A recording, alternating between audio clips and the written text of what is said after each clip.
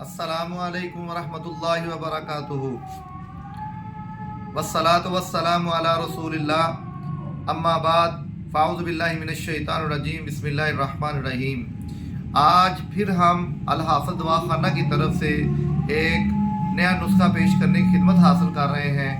ये नुस्खा बगंदर फोड़े के लिए है।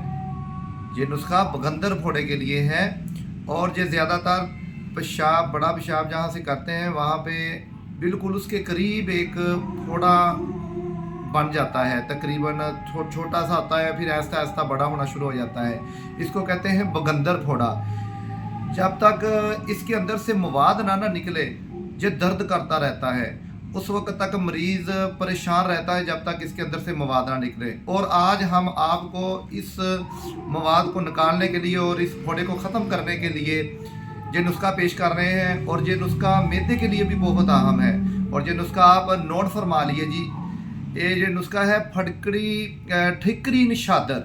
ठिकरी निशादर आपने लेना है 4 तोला, सना मक्की 4 तोला, रेवंत खताई 4 तोला, सुंड वो लेनी है आपने 3 तोला, मर्च स्याह 1 तोला।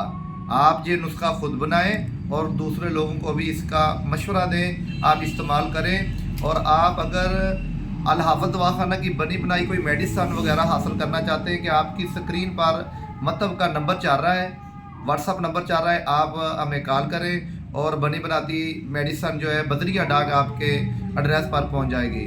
तब तक के लिए इजाज़त दीजिएगा। नई वीडियो के साथ हम इंशाल्लाह जल्दी पेश होंगे।